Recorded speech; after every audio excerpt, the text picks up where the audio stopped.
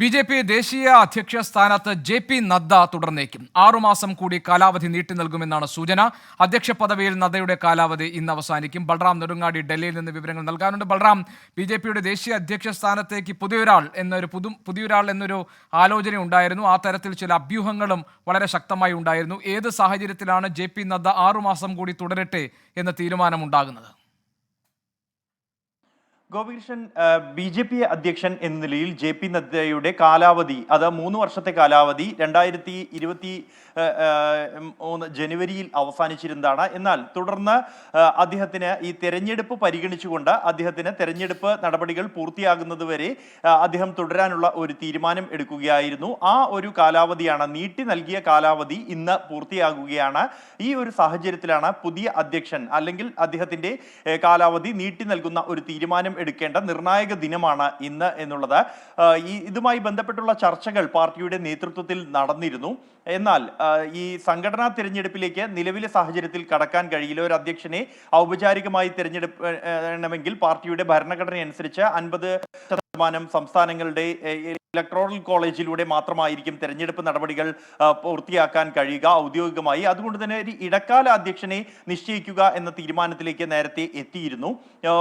എന്നാൽ ഈ ഇടക്കാല അധ്യക്ഷനായി ഉള്ള പേരുകളിൽ പല പേരുകൾ ഉയർന്നു വന്നിരുന്നു.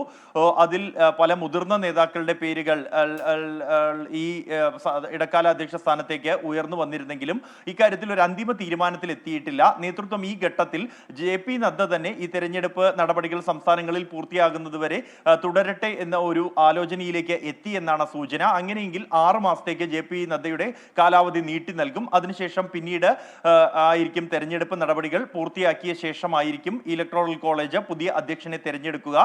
അതേസമയം തന്നെ നിലവിൽ പാർട്ടിയുടെ ഒരാൾക്ക് ഒരു പദവി എന്ന നയത്തിൽ ഒരു ലംഘനം ഉണ്ടാകും എന്ന കാര്യം ചില നേതാക്കൾ ചൂണ്ടിക്കാണിച്ചിട്ടുണ്ട്. ജെ.പി. നദ്ദ നിലവിൽ ബി.ജെ.പി. അധ്യക്ഷന്റെ ചുമതല, ഒപ്പം തന്നെ രാജ്യസഭയിലെ പാർട്ടിയുടെ നേതാവായി ജെ.പി. നദ്ദയെ തെരഞ്ഞെടുത്തിരുന്നു. കൂടാതെ അദ്ദേഹം കേന്ദ്ര ആരോഗ്യമന്ത്രി കൂടിയാണ്. ഇക്കാര്യം ചൂണ്ടിക്കാണിച്ച് ചില നേതാക്കൾ രംഗത്തെത്തിയിട്ടുണ്ട്.